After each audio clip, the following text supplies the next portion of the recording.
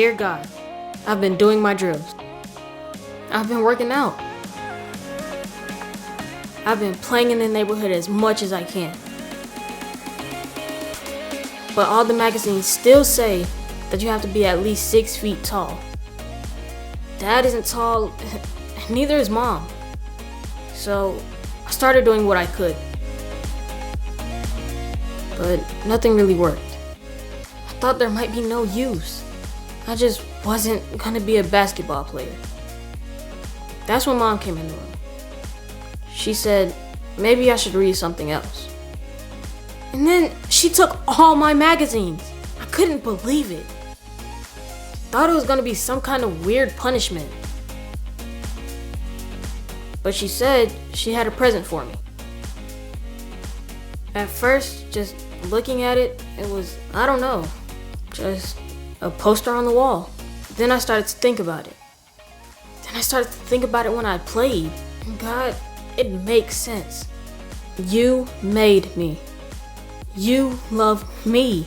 My job is to keep playing as hard as I can. Thanks God. Justin.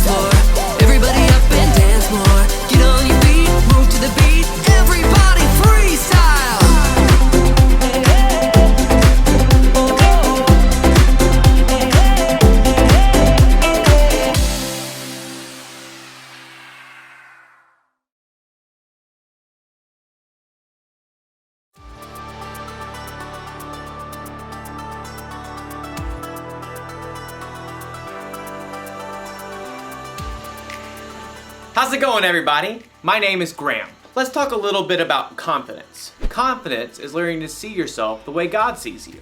So confidence is a good thing, but it's one thing to say, you should have more confidence. And it's another thing to actually be confident. How exactly can you be confident?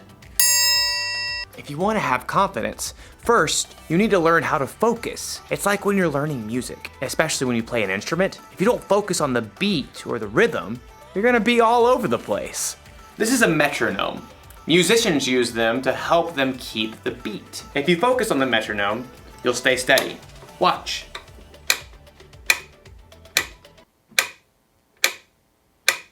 So relaxing. Now, I'll play my song with the right rhythm.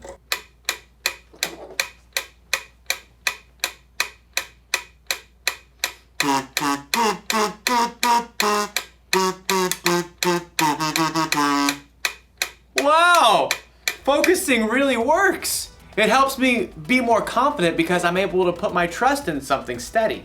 something I can depend on. So in today's story, one of Jesus' disciples gets to do something amazing, as long as he doesn't lose focus. As for me, I'll be here waiting for you to get back. See how focused I am? See you very soon. The Bible. It's 66 books of history, stories, letters, and poetry that fit together to form God's one big story. The epic adventure of how He created us and loves us so much that He made a way to rescue us. As we travel through the Bible, from Genesis to Revelation, we discover people who met God and found their lives changed forever. Now, for an amazing story, inspired by the book of Matthew, chapter 14, verses 22 through 33. Jesus and his friends had reached the end of a long day, and they were exhausted. Get in the boat. Go ahead to the other side of the lake. Oh, wait a second. Aren't you coming too? I must send the crowd home. Well, all right. Andrew, James, John, let's get a move on. That very morning, Jesus had received terrible news. His cousin, John the Baptist, had been killed by King Herod. Wishing to be alone, he and the other disciples took the boat and went across the other side of the lake. But people followed, and later that day, Jesus fed more than 5,000 people with only 5 loaves of bread and 2 fish. So, bro, is Jesus gonna meet up with us later or what? He didn't say. Peter and Andrew and the other disciples climbed into the boat. Nice breeze. Yeah, but it's picking up. Should we wait? Jesus said go, so we go, no? Yeah, bro. The disciples set off across the Sea of Galilee, rocked by a gentle wind. Finally, the crowds dispersed. At last, Jesus was alone. He climbed up high on the mountainside and poured out his heart to his Father. Father. As evening turned to night and night stretched toward morning, the wind across the lake grew wild. Instead of reaching land, the disciples were tossed back and forth on the rising waves.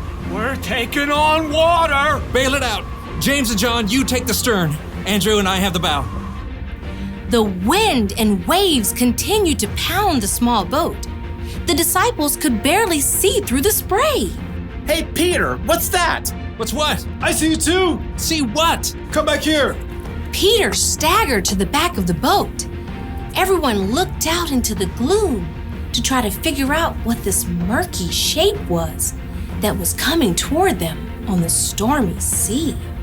It's a ghost. Oh! Help us! We're gonna die! But even as the men began to panic, the figure called out to them. Be brave. It is I. Don't be afraid. Peter fixed his gaze on the figure. Lord, is it you? The man came straight toward them, walking on the surging water as if it were a smooth, sandy beach. If it is you, tell me to come to you on the water. Come. Now everyone stared at Peter. You can't walk on water, bro. But Jesus can. Taking a deep breath, Peter grabbed the plunging side of the boat and then threw his legs over the side. Impossibly, he stood up on the water. Whoa. This is crazy. Peter locked his eyes on Jesus, the only solid, stable thing in the storm-tossed sea. He took a step, then another step, and a third step. But at that moment, Peter caught sight of a monstrous wave at the edge of his vision. He turned his gaze toward the monstrous wall that threatened to crush him. No! Instantly, Peter lost his footing. The water sucked him down and whipped him around. Lord, Save me! Immediately, Jesus reached out and grabbed Peter's hand. Your faith is so small. Why did you doubt me? Jesus firmly helped Peter back into the boat. Then he got in too. The wind died down and the water became smooth as glass.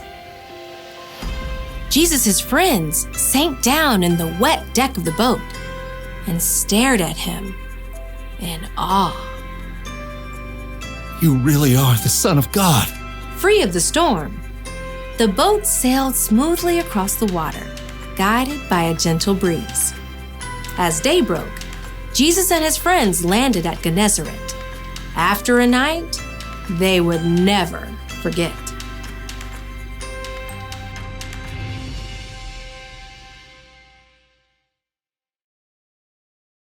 Let me just say, if I haven't said it before, Jesus is amazing. He could actually walk on water, and he helped Peter too. Think of how much confidence Peter had to have in Jesus to step out of that boat. He must have been super focused. But then something happened to Peter that happens to us sometimes.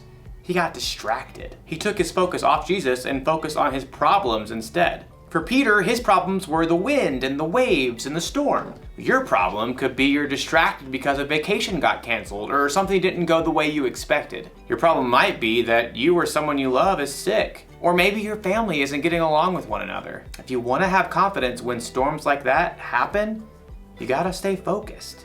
It's probably best if you don't try to walk on water, but you should try to stay focused on Jesus. Now, we can't focus on Jesus the way Peter did with his eyes, but we can focus on him by learning about Jesus from the Bible.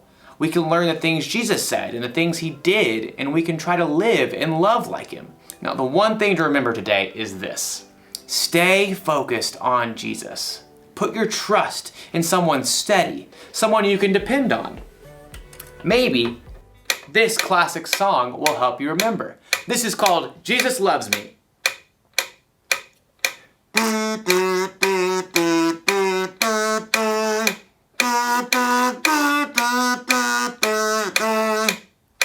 I'll see you next time. Bye.